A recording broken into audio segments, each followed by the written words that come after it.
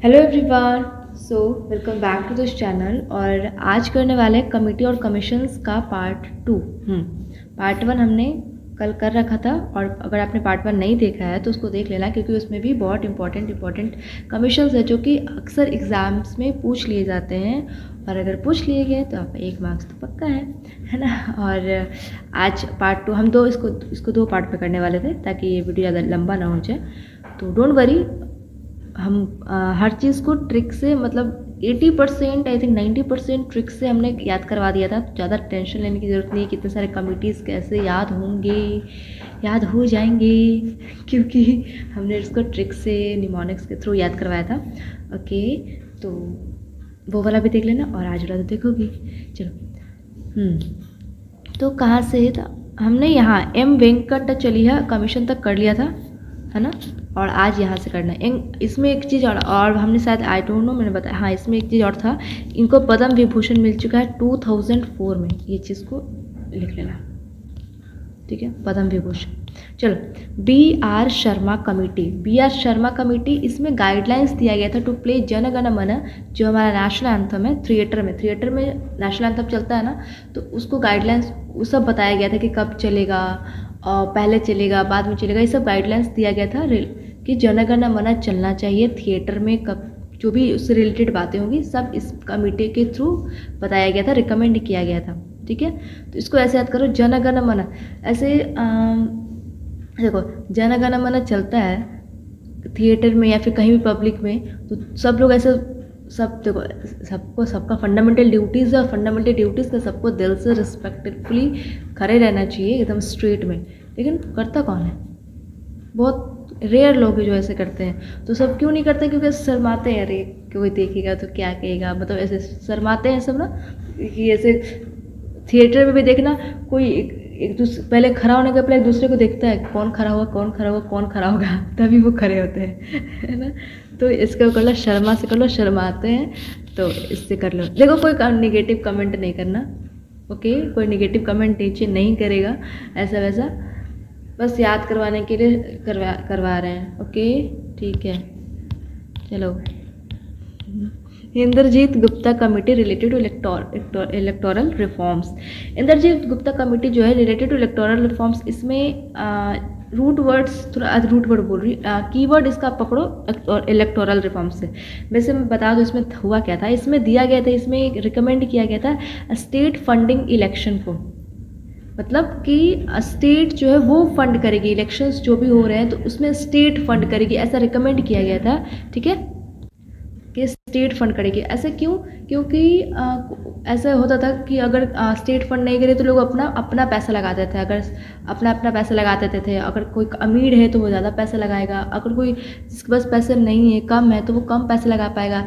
तो एक फेयर नहीं हो पाएगा, एक फेयर इलेक्शन, फेयर हर चीज़, फेयर कैंपेन, ये सब नहीं हो पाएगा, है कि नहीं। क्योंकि जिसके पास पैसा है वो तो बहुत ज़्यादा पैसा लगा दिया हर जगह, और ऐसा कुछ गलत चीज़ों में भी लगा दिया, और बड़े बड़े जो लोग होते हैं वो भी फंडिंग कर देते हैं। और इससे क्या होगा कि कुछ बड़ा कंपनी वाला कोई फंडिंग कर दिया तो कुछ ना कुछ तो फ़ायदा पे फंडिंग करेगा ना, कि हम तुम्हें फंडिंग कर रहे हैं, अब तुम हमें ऐसा, मेरा काम ऐसा करवा देना। तो वो काम करवाने के लिए जो जीतेगा उसको कुछ गलत काम भी करना होगा। तो ये सब को मतलब थोड़ा टैकल करने के लिए, सबको थोड़ा रोकने के लिए आया था इंद्रजीत गुप्ता कमेटी, जिसमें रिकमेंड किया गया था कि स्टेट फंक्शन इलेक्शन होगा, स्टेट फंडिंग इलेक्शन होगा, स्टेट फंड करेगी, ठीक है, ताकि फेयर हो सके, सब कुछ फेयर हो सके, फेयर कैंपेन हो सके। तो इसको ऐसे याद करो, इलेक्टोरल रिफॉर्म में कीवर्ड लो इलेक्शन। तो इलेक्शन में क्या होता है? जीत हार होता है। तो इंद्रजीत, जीत से जीत हार कहाँ होता है? इलेक्शन में होता है। जीत गया पार्टी हार गया, जीत हार, ठीक है। केलकर कमेटी में पीपीपी मॉडल का रिस्ट्रक्चरिंग करवाया गया था। इसमें रिकमेंड किया गया था पीपीपी मॉडल को रिस्ट्रक्चर करने का। पीपीपी मतलब पब्लिक प्राइवेट पार्टनरशिप, मतलब गवर्नमेंट और प्राइवेट कंपनीज पार्टनरशिप करके किसी काम को करेंगी। जैसे कि अगर रोड बनाना है, तो अगर सरकार अपने फंडिंग से रोड बनाने लग जाए तो रोड पता नहीं कितने सालों में बने, सबको पता ही है। लेकिन अगर उसको सरकार ऐसा कह देगी कि प्राइवेट किसी कंपनी को, देखो हम तुम्हें काम देते हैं कि तुम ये रोड बनाओ, सब कुछ तुम अपना करो, अपना सामान लगाओ, इसमें अपना सीमेंट लगाओ, एवरीथिंग तुम अपने तरफ से करो। और रोड जब बन जाए तो तुम 10 साल का जो है 10 साल का जो भी इससे टैक्स आएगा तुम रख लेना। तो जो भी प्राइवेट कंपनी इसको बना रही होगी उसको जल्दी जल्दी रहेगा कि जितना जल्दी मैं बना सकूं, ताकि जितना जल्दी, अगर वो 5 साल में रोड बनने वाला होगा, अगर गवर्नमेंट उसको 5 साल 10 साल में बनाएगी, कंपनी तो उसको 1 से 1.5 साल में ख़त्म कर देगी। जल्दी जितना जल्दी ख़त्म करेंगे उतना जल्दी हमें उससे इनकम आएगा। और उसके बाद 10 साल के बाद पूरे तरीके से गवर्नमेंट के पास चल गया, अब गवर्नमेंट उस पर उसका टैक्स लेगा। तो ये क्या हो गया, प्राइवेट पब्लिक पार्टनरशिप हो गया ना, जिससे काम भी आसानी हो गया और जल्दी भी हो गया, और जो हमारा डेवलपमेंट है कंट्री का वो भी अच्छा होगा। तो इसीलिए इस मॉडल को रिकमेंड किया गया था, इस मॉडल को रीस्ट्रक्चरिंग के लिए पीपीपी मॉडल को। तो केलकर से ऐसे कह सकते हो कि जब पीपीपी मॉडल आएगा तो क्या होगा, मॉडर्नाइजेशन होगा, डेवलपमेंट होगा। तो हर घर में ऐसे खेल कर कुछ हैप्पीनेस वाली साउंड नहीं आ रही है इसमें, किलकार मारते हैं बच्चे, है ना। तो किलकार से थोड़ा केलकर थोड़ा हैप्पीनेस वाली साउंड आ रही है। तो अगर डेवलपमेंट होगा तो हैप्पीनेस ही तो होगा, तो हैप्पीनेस से केलकर किलकार ऐसा कुछ करना है। डेवलपमेंट होगा तो हर घर में बच्चे किलकार मारेंगे, ठीक है, ऐसे कर लेना। चलो, क्रिस गोपाल कृष्णन कमेटी इसमें किया गया था टू रेगुलेट करने के लिए नॉन पर्सनल डेटा को रेगुलेट करने के लिए इसमें कहा गया था, इसमें रिकमेंडेशन दी गई थी इस चीज़ को कि नॉन पर्सनल डेटा को रेगुलेट करो। और कैसे कैसे रेगुलेट करना है उसके तरीके इसमें बताए गए थे, कैसे रेगुलेट करना है, क्या रेगुलेट करना है, जो भी प्रोज एंड कॉन्स एवरीथिंग इसमें बताया गया था। अब नॉन पर्सनल डेटा क्या होता है, देखो पर्सनल डेटा, किसी का पर्सनल डेटा, उसका नाम, उसका फ़ोन नंबर, उसका एज, उसका डेट ऑफ बर्थ, उसका जेंडर, ये सबका पर्सनल डेटा होता है। नॉन पर्सनल डेटा का मतलब कि तुम्हारे बारे में पता है, किसी के पास है तुम्हारे बारे में पता, लेकिन उसको ये नहीं पता तुम हो कौन, तुम्हारा नाम क्या है। अगर किसी वेबसाइट पे तुम देखे होगे, या फिर चलो फूड वाला वेबसाइट पे अगर तुम फूड ऑर्डर करते हो तो तुम्हारा नाम वगैरह सब पूछते हैं, नाम बताइए अपना, और अपना जेंडर बताइए, एज बताइए, तो वो हो जाएगा पर्सनल डेटा। अब ये सबको हटा दिया जाए, नाम वाम को हटा दिया जाए, तो जो डेटा बचेगा उसको कहता है नॉन पर्सनल डेटा, ताकि प्राइवेसी मेंटेन रहे ये सब चीज़ों के लिए, ठीक है। तो नॉन पर्सनल डेटा को रेगुलेट करने के लिए इसमें कहा गया था कृष्ण गोपालन कृष्णन में। तो इसको ऐसे याद कर सकते हो कि नॉन पर्सनल डेटा मतलब पर्सनल नहीं, इसको कृष्ण याद करो। तो नॉन पर्सनल डेटा मतलब कि अपनी प्राइवेसी को छुपाना, इसको एक मतलब हो गया ना। तो क्रिश मूवी में तुमने देखा होगा ऐसा मास्क लगाता है क्रिश, ऐसा वो ऋतिक रोशन, तो उससे क्या अपना पर्सनल डेटा वो छुपा रहा है, अपना चेहरा छुपा रहा है। उसको नहीं पता है कि कोई है, कोई उड़ के जा रहा है, लेकिन ये नहीं पता है कौन है ना। तो नॉन पर्सनल डेटा भी तो ऐसा ही है कोई पता है लेकिन ये नहीं पता कौन है, क्या नाम है उसका। तो क्रिस मूवी से तुम वहाँ से एसोसिएट कर सकते हो कि उसने अपना डेटा, उसने अपना पहचान छुपाया। तो सेम नॉन पर्सनल डेटा मतलब पहचान छुपाना, अपना डेटा है लेकिन ये नहीं पता है कि कौन है। Okay, A K. भरगावा कमेटी इसमें था। तो अडेयर नेट न्यूट्रलिटी, इसमें नेट न्यूट्रलिटी को अडेयर करना, उसको रिकमेंड किया गया था। नेट न्यूट्रलिटी होता क्या है, जो भी डिजिटल इन्फॉर्मेशन है हमारे बारे में, जितने लोगों के बारे में डिजिटल इन्फॉर्मेशन है, उस सबको जो इंटरनेट कंपनीज होगी सब सारे वेबसाइट पे सबको वो बिना कोई फेवरेटिज्म का सबको वो फ्लो करवाएगी। इंटरनेट कंपनीज क्या करेगी, मतलब ऐसा नहीं है कि इंटरनेट कंपनीज ऐसे कहेगी कि इस वेबसाइट पे हम लोगों का डेटा जो भी है डिजिटल इन्फॉर्मेशन, इतने सारे इन्फॉर्मेशन है डिजिटल, उसी से तो एड्स वगैरह जो भी है उसी से तो आते हैं कुछ भी। तो ऐसा कोई इंटरनेट कंपनीज नहीं करेगी कि इस वेबसाइट पे हम भेजेंगे, इस वेबसाइट पे नहीं भेजेंगे, या फिर इस पे कम भेजेंगे, इस पे ज़्यादा भेजेंगे। नहीं, अगर सब पे उसको बिना कोई फेवरेटिज्म का, बिना कोई डिस्क्रिमिनेशन का इंटरनेट के में फ्लो होना चाहिए। इंटरनेट के थ्रू सब सारा digital information should flow without any favouritism और विदाउट एनी डिस्क्रिमिनेशन। समझ में आ गया।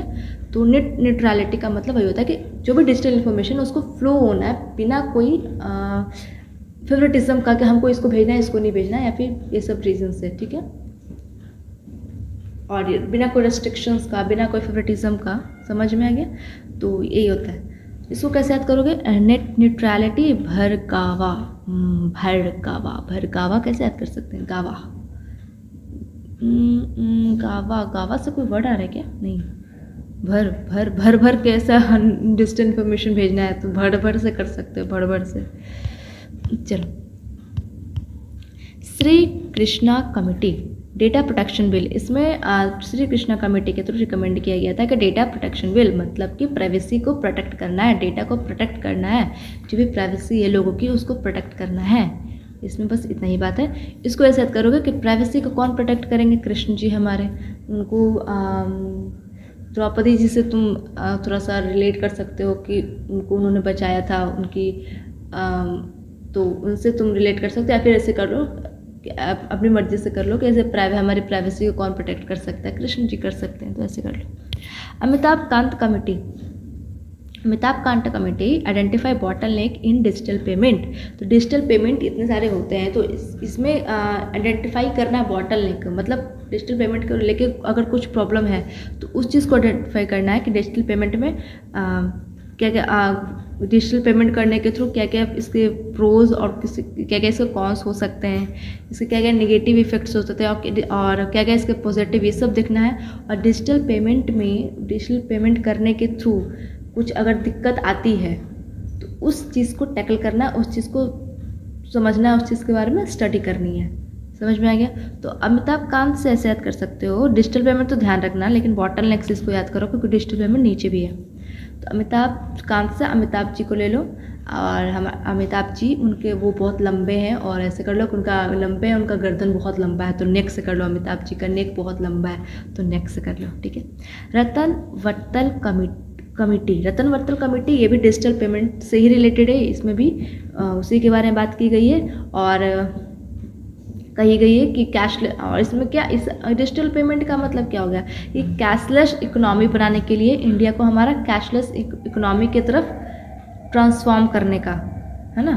तो रतन वत्तल कमेटी में ऐसे याद कर सकते हो कि हमारे जो रतन टाटा जी थे, तो उनसे कर सकते हो, उनके पास इतने पैसे हैं कि वो ऐसा डिजिटल पेमेंट करते हैं, उनसे कर सकते हो, रतन टाटा जी से, ठीक है।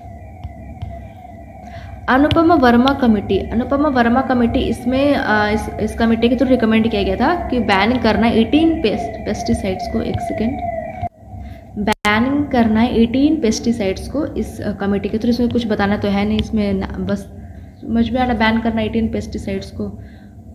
और इसको ऐसे कर सकते हो, बैन से बैन लो, बैनिंग में बैन लो। और अनुपमा सीरियल सबको पता है ना, तो अनुपम से अनुपमा सीरियल ले लो कि उसको बैन करो, या फिर अगर किसी का अनुपमा सीरियल फेवरेट है तो उसको ऐसे ले लो कि अनुपमा सीरियल को बैन मत करो, ठीक है। जो तुम्हें लगता है वो अपने हिसाब से ले लेना, उसको बैन लेना है, अनुपमा सीरियल को लेना है क्योंकि वही याद रहेगा।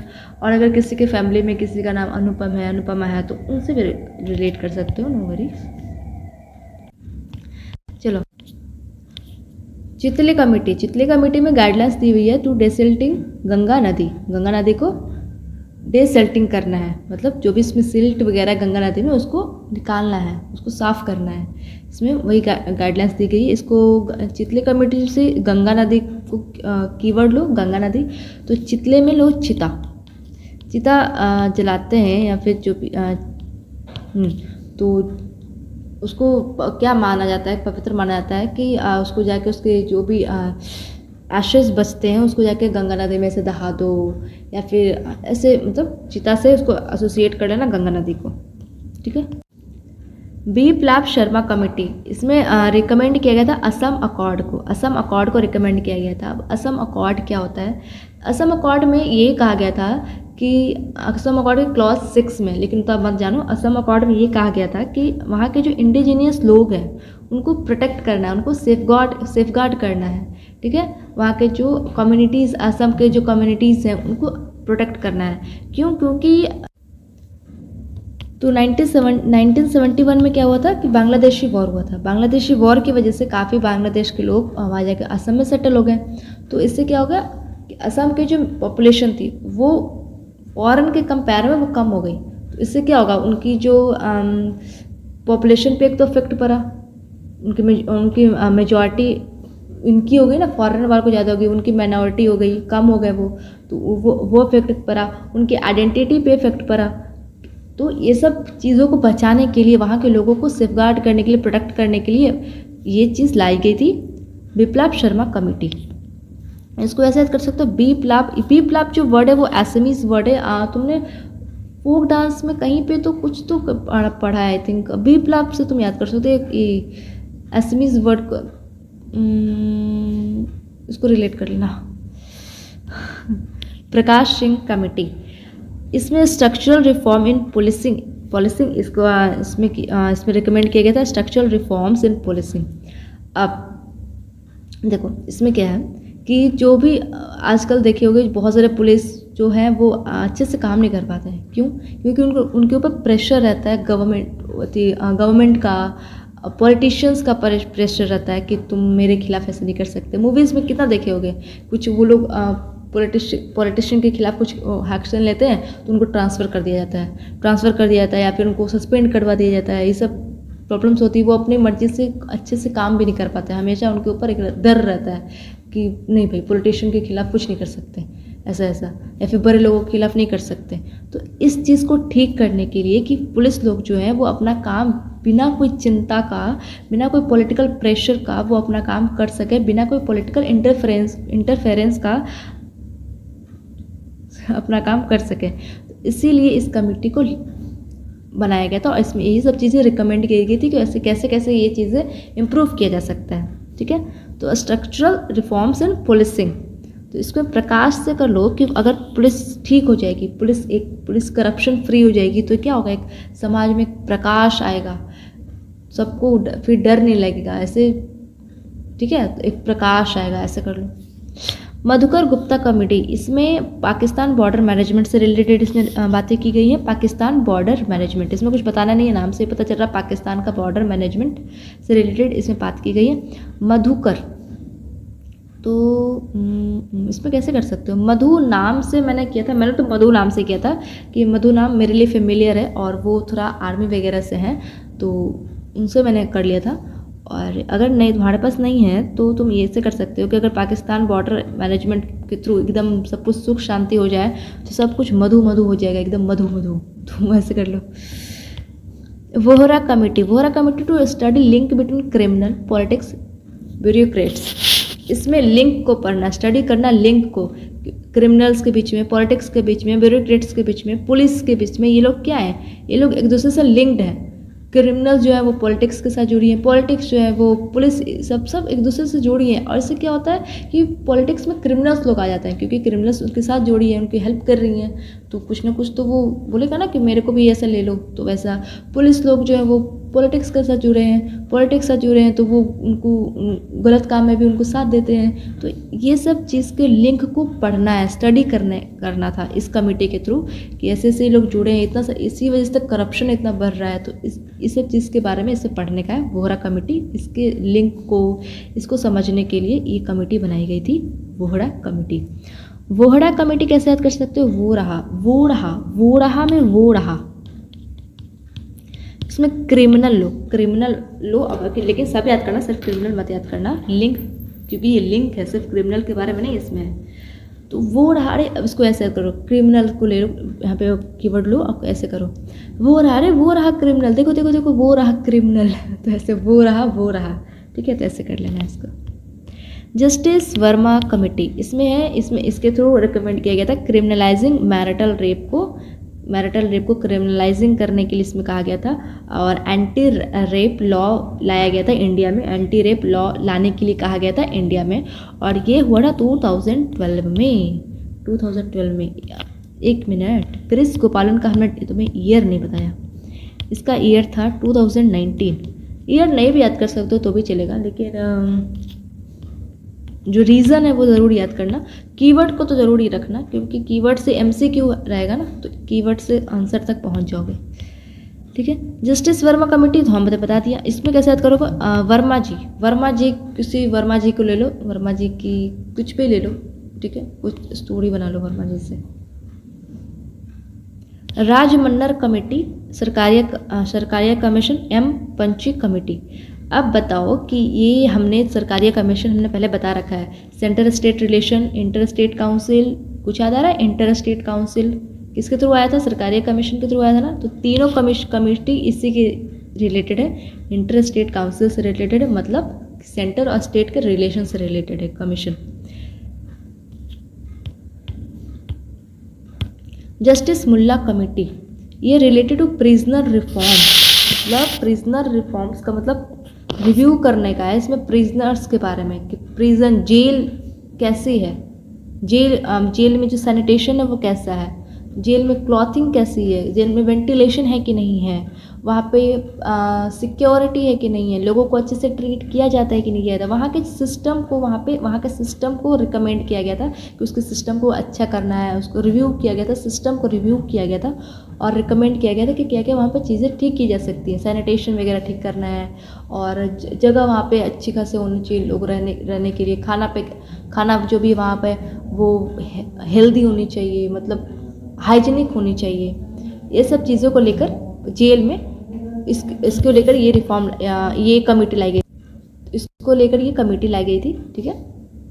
और same justice Krishna Iyer committee लाई गई थी वुमेन प्रिजनर्स रिफॉर्म को लेकर कि वुमेन जो जेल में रहती हैं उनके लिए भी सैनिटेशन होनी चाहिए, उनके लिए भी क्लॉथिंग अच्छी होनी चाहिए, वेंटिलेशन होनी चाहिए और उनको मेडिकल चेकअप्स मिलते रहने चाहिए, उनके कंडीशंस को लेकर सब इसमें कमेटी के थ्रू बताया गया था, उनकी प्राइवेसी, उनके हर सिक्योरिटी, ये सब चीज़ों को लेकर। इसमें ओवरऑल प्रिजनर से इसमें वुमेन को लेकर है, जेल में जो वुमेन रहती हैं। तो मुल्ला से ऐसा करो, प्रिजनर्स को अब मुल्ला से बनाओ अल्लाह, प्रिजनर्स को अब अल्लाह ही बचाए, ठीक है, प्रिजनर्स को अब अल्लाह ही बचाए, तो ऐसे कर लो। और वुमेन में ऐसे करो, वुमेन में कृष्ण जी आ गए ना, तो फिर कृष्ण जी से इसको रिलेट कर लो। Rohini Singh committee related to OBC reservation से रिलेटेड है। अब ओबीसी रिजर्वेशन में 27% रिजर्वेशन मिल रहा था, हमने पढ़ा था ना, याद है? एक सेकेंड, कल के वीडियो में हमने पढ़ा था ना मंडल कमीशन के थ्रू 27% रिजर्वेशन कहा गया था देने को ओबीसी को। तो अभी इसमें क्या है भाई, तो इसमें ओबीसी का रिजर्वेशन वो 27% मिल रहा था, तो इसी में अलग अलग कोटा में डिवाइड कर दिया जाएगा। ओबीसी में ही अलग अलग कोटा बना दिया जाएगा कि कोई ओबीसी अमीर है, मतलब अच्छे खासे हैं, कोई ओबीसी ज़्यादा लो लेवल पे है, कोई ओबीसी ठीक ठाक लेवल पे है, तो ऐसे अलग अलग कोटा में डिवाइड करने का ओबीसी को ही, और फिर उनमें ही फिर 27% रिजर्वेशन को डिस्ट्रीब्यूट किया। 27% रिजर्वेशन है, तो इससे मानो कि 4 कोटा बनाया, 1 2 3 4, तो ये 27% रिजर्वेशन जो है इन सब में डिस्ट्रीब्यूट किया जाएगा। किसको कितना 27 में से कितना परसेंट किसको मिलना चाहिए, 27 में से किसको मिलना चाहिए, ठीक है, 27 में से डिवाइड करना इन चारों को। तो ओबीसी का ही अलग अलग कैटेगरी बना दिया गया और वो 27% जो पूरा ओवरऑल मिलना था तो वो अलग अलग डिस्ट्रीब्यूट कर दिया गया, ठीक है, समझ में आ गया। तो रोहिणी को कैसे याद कर सकते हो, रोहिणी से हमने तो याद किया था रोहन से, रोहन फेमिलियर नाम है मेरे, कोई है, तो मैंने उनको ऐड कर लिया था कि ऐसे ओबीसी है, कास्ट के हैं वो, तो ऐसे कर लिया था कि वो ओबीसी कास्ट के हैं। तुम भी ऐसे कर लेना, क्योंकि रोहिणी में कुछ और तो आ नहीं रहा है, नाम ही निकल रहा है इसमें, तो रोहिणी से रोहिणी नाम ले लेना या फिर रोहन से रोहन नाम ले सकते हो, उनको ओबीसी से रख लेना कि वो ओबीसी के हैं, ठीक है। अगर ना है फिर भी रोहन को ओबीसी में डाल देना याद करने के लिए, थोड़ा सा और है, ज़्यादा नहीं है। कल्याण श्रीहरि कमेटी, ये किया गया था गर्ल्स एजुकेशन से रिलेटेड, गर्ल्स के एजुकेशन से रिलेटेड इसमें बात की गई थी कल्याण श्रीहरि कमेटी में।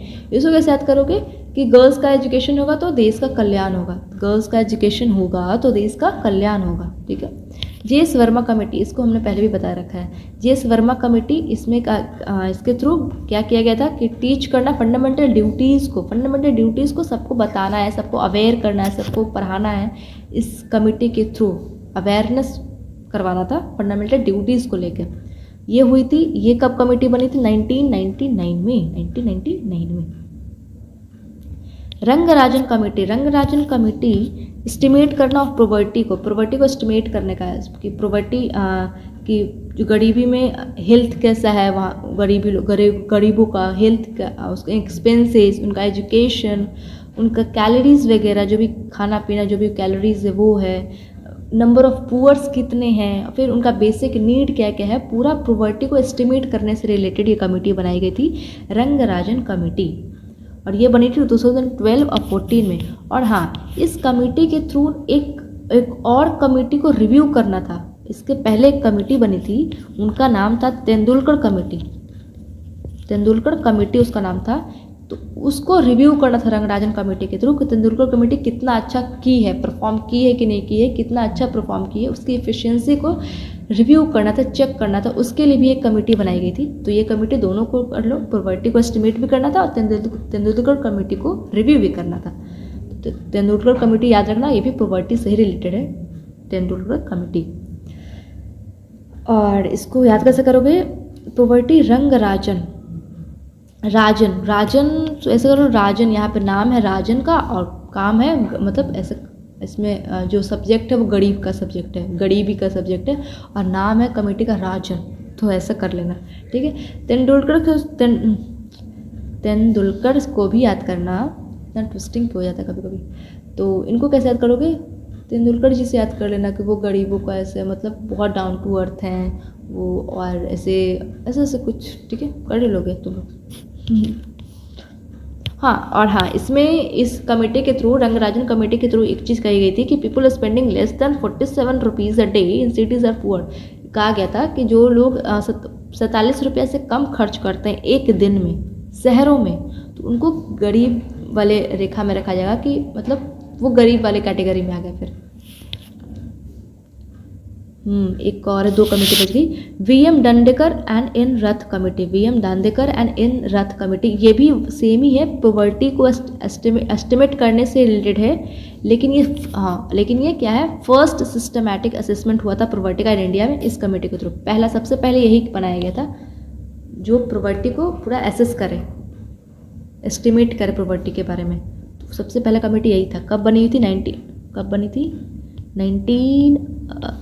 1971 में बनी थी, ठीक है। वाई के अलग कमेटी, हाँ, इसको कैसे याद करोगे, दंडेकर जो गरीब होते हैं उसको, उनका तो मतलब उनको दंड, उनका लाइफ एक दंड हो जाता है, ऐसा कर लो, दंड से दंड, ठीक। Y K Alagh committee to construct poverty line, इसमें इस कमेटी के थ्रू क्या रिकमेंड किया गया था कि कंस्ट्रक्ट करना है पॉवर्टी लाइन को रूरल एरिया के लिए और अर्बन एरिया के लिए, गांव के लिए और शहरों के लिए एक पॉवर्टी लाइन को कंस्ट्रक्ट करना है। और किस बेसिस पे, न्यूट्रिशन के बेसिस पे, न्यूट्रिशन के रिक्वायरमेंट के बेसिस पे, कंजप्शन के बेसिस पे, कितना कंजप्शन करते हैं, एक्सपेंडिचर के बेसिस पे कि गांव में जो गरीबी लाइन है वो कितना एक्सपेंडिचर करती है, शहरों में कितना करती है, न्यूट्रिशन कितना लेती है, एक्सपेंडिचर कितना करती है, खर्च कितना करती है, ये सब चीज़ को लेके एक पॉवर्टी लाइन बना था, रूरल के लिए अलग और अर्बन के लिए अलग। तो इसको ऐसे कैसे याद करोगे, पॉवर्टी लाइन एक ड्रॉ कर दिया ना, एक ऐसे लाइन से क्या किया, पॉवर्टी लाइन ड्रॉ कर दिया, मतलब इधर ये रहेंगे और इधर ये रहेंगे, तो अलग कर दिया, तो अलग से कर लो, अलग कर दिया, पॉवर्टी लाइन ड्रॉ करके अलग कर दिया, तो अलग अलग हो गया नाम। एक सेकेंड, एक और कमेटी है पॉवर्टी से लेके, उसका नाम है, देखो,